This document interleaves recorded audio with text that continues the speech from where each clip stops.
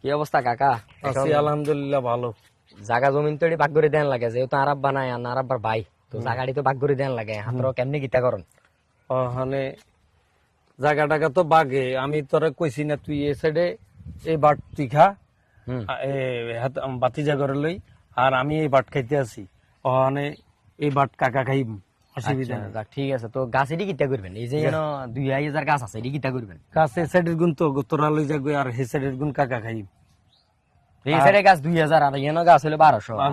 গাছ 1200 হইলে তোরে ওই এন্দি বড় গরুটা দিম, আর বড় খাসিটা দিয়ে দিম। বড় গরু আর বড় ঘাসি গরু কটে। আচ্ছা কথাটা না তাহলে শুনেন, আমি জানি গেছে না এনে মানছি না, আর একটা আবদার আছে। কি আবদার ক? আনে ছাগল তো নগা লই যাবেন, গাছ আমি মানছি। হুম ছাগল তো নগা আনে লই যাই না, যেহেতু বেকার আন্নের কোনো ইনকাম টিনকাম নাই। ছাগলের ঘাস টাস আন্নের এত প্রেশারের জন্য রাস্তা চাই দিবেন, ছাগলে খাইবো টাইবো। আর গরু তো নগা আর দিতেন, এটি দিচ্ছে খরচা আছে, যেহেতু আমরা কাম কাজ করি। গরু আই চালাইম, আন্নে ছাগল এটি লই যান। গরু তুই লই যা, আর ছাগল গেলেই যা। না না, আই যেটা কইছি দে হুদো কাহিনী করি না, না হলে গাছ সমান সমান বাঘ হবো। আচ্ছা ঠিক আছে আলহামদুলিল্লাহ, তো ঠিক আছে যা।